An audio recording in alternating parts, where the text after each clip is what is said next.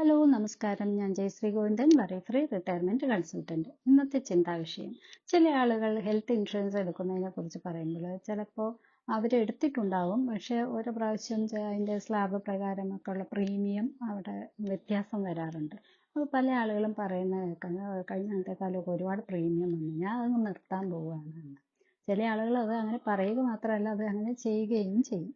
പക്ഷേ ഒരിക്കലും അവർ ചിന്തിക്കുന്നില്ല അതിൻ്റെ ഒരു ഇമ്പാക്റ്റ് നമ്മുടെ ജീവിതത്തിൽ, അതിൻ്റെ ഒരു സൈഡ് എഫക്ട്സ് എന്താണെന്നുള്ളത്.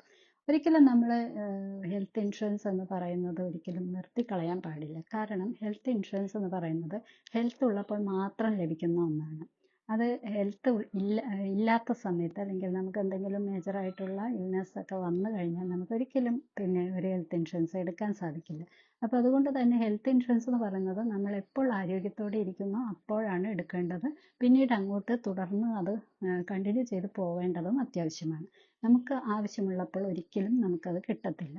അപ്പോൾ നമ്മൾ ചെയ്യേണ്ടത്, അതിൻ്റെ പ്രീമിയം ഒക്കെ ഹൈക്ക് വരും. അതെങ്ങനെയാണെന്ന് വെച്ചാൽ ഓരോരുത്തർ ആരൊക്കെയാണ് അതിനകത്ത് ഉൾക്കൊള്ളുന്നതെന്ന് വെച്ചാൽ അവരുടെ ഏജ് മാറുന്നതിനനുസരിച്ച് പ്രീമിയം ഹൈക്ക് വരും. അതുപോലെ എന്തെങ്കിലും ക്ലെയിം ഒക്കെ വന്നിട്ടുണ്ടെങ്കിലും ചിലപ്പോൾ ചില കേസിൽ ചില കമ്പനിയിലേക്ക് ആ ഒരു പ്രീമിയത്തിൽ ഒരു ലോഡ് വരാറുണ്ട്.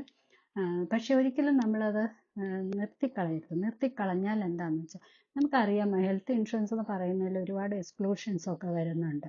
ചില അസുഖങ്ങൾ നമ്മൾ മരുന്ന് വെച്ച് ഒരുപാട് കാലം നമുക്ക് നീട്ടി വയ്ക്കാൻ കഴിയുന്ന, അല്ലെങ്കിൽ നമുക്ക് ജീവിതം മുന്നോട്ട് കൊണ്ടുപോകാൻ കഴിയുന്ന ഒരുപാട് അസുഖങ്ങളൊക്കെ ഉണ്ട്. ഹെർണിയ, പൈൽസ്, സൈനസൈറ്റിസ്, ഇപ്പോൾ സ്ത്രീകളുടെ കാര്യത്തിലൊക്കെ പറയുന്ന യൂട്രസ് പ്രോബ്ലം, അങ്ങനെയുള്ള കാര്യങ്ങളൊക്കെ കുറേ നാൾ മരുന്ന് വെച്ച് മുന്നോട്ട് പോകാൻ കഴിയുന്നത് പെട്ടെന്നൊന്നും നമ്മളെ അങ്ങ് ബുദ്ധിമുട്ടിക്കുന്ന ഒരു രീതിയല്ല. അപ്പോൾ ആ ഒരു കേസിലൊക്കെ 2 വർഷം എങ്കിലും റിന്യൂ ചെയ്തതിന് ശേഷമാണ് ഹെൽത്ത് ഇൻഷുറൻസ് നമുക്ക് അതിൻ്റെ ഒരു ക്ലെയിം പ്രോസസ്സൊക്കെ എടുക്കാൻ, അല്ലെങ്കിൽ അതിനുള്ള ഒരു ഫെസിലിറ്റിയൊക്കെ വരുന്നുള്ളൂ. അതെ. അപ്പോൾ ഈ 2 വർഷം റിന്യൂ ചെയ്യേണ്ട ആ ഒരു കേസിലൊക്കെ നമ്മൾ ചിലപ്പോൾ പോളിസി എടുത്ത് കുറച്ച് നാളായിട്ടുണ്ട്, അതെല്ലാം കവറേജ് വന്നതിന് ശേഷം നമ്മളതങ്ങ് നിർത്തിക്കളഞ്ഞു എന്ന് വയ്ക്കുക. പിന്നെ അത് പുതുക്കാതെ അത് വിട്ട് കളഞ്ഞു കഴിഞ്ഞാൽ പിന്നീട് നമുക്കൊരാവശ്യം വരുമ്പോഴായിരിക്കും നമ്മളൊരു ഹെൽത്ത് ഇൻഷുറൻസ് എടുക്കുന്നതിനെ കുറിച്ച് ആലോചിക്കുന്നതും നമ്മളൊരു പുതിയ ഹെൽത്ത് ഇൻഷുറൻസ് എടുക്കാനുള്ള ശ്രമം നടത്തുന്നതും. ആ സമയത്ത് നമ്മുടെ ഈ എക്സ്ക്ലൂഷൻസും എല്ലാം വീണ്ടും നമ്മൾ ആവർത്തിക്കേണ്ടി വരുന്നു. 2 വർഷം വീണ്ടും നമ്മൾ വെയിറ്റ് ചെയ്യേണ്ടി വരുന്നു ഇത്തരം അസുഖങ്ങൾക്കൊക്കെ ട്രീറ്റ്മെൻറ്റ് കിട്ടണമെങ്കിൽ. അപ്പോൾ ഒരു പക്ഷേ നമുക്ക് ആ ഏജിൽ നമ്മൾ ഒരു 5 വർഷമൊക്കെ നമുക്ക് പഴയ പോളിസി ഉണ്ടായിരുന്നു, എന്നിട്ട് അത് നമ്മൾ വിട്ട് കളഞ്ഞിട്ട് പിന്നെ ഒന്ന് പുതിയത് എടുക്കുന്ന സമയമാണെങ്കിൽ നമുക്കത് ആ ഒരു കണ്ടിന്യൂഷൻ കിട്ടില്ല. പുതിയതായിട്ടൊരു ഫ്രഷ് ആയിട്ടുള്ള പോളിസി എടുക്കുന്ന എല്ലാ രീതിയിലുള്ള മെഡിക്കൽ ചെക്കപ്പോ മറ്റ് വെരിഫിക്കേഷനോ ഇതെല്ലാം കഴിഞ്ഞിട്ടായിരിക്കും കിട്ടുക. അപ്പോൾ ആ സമയത്ത് നമുക്ക് ഈ പറഞ്ഞ ഏതെങ്കിലും 2 ഇയേഴ്സിൻ്റെ എക്സ്ക്ലൂഷനിൽ പെട്ട ഏതെങ്കിലും ഒരു അസുഖത്തിൻ്റെ ലക്ഷണങ്ങളോ എന്തെങ്കിലും ഉണ്ടെങ്കിൽ അത് ചിലപ്പോൾ ഒരു പക്ഷേ പ്രീ എക്സിസ്റ്റിംഗ് ഡിസീസ് എന്ന രീതിയിൽ എഴുതി വയ്ക്കാനുള്ള ചാൻസ് ഉണ്ട്. അതല്ലെങ്കിൽ അത്തരം നമുക്ക് അസുഖങ്ങൾ വന്നു കഴിഞ്ഞാലും പിന്നെയും 2 വർഷം നമ്മൾ അതിനു വേണ്ടി വെയിറ്റ് ചെയ്യേണ്ടതും ആവശ്യമാണ്. അപ്പോൾ ആ സമയത്ത് നമുക്ക് ഇതിനുള്ള ക്ലെയിമൊന്നും കിട്ടത്തില്ല.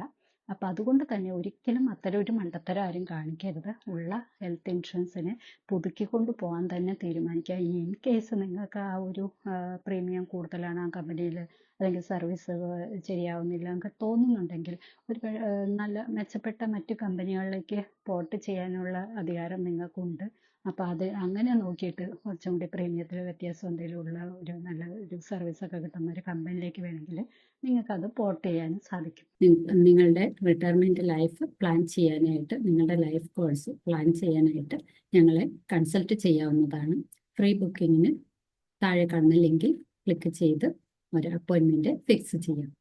അടുത്തൊരു വീഡിയോയിൽ കാണുമ്പോൾ ടേക്ക് കെയർ. ബൈ.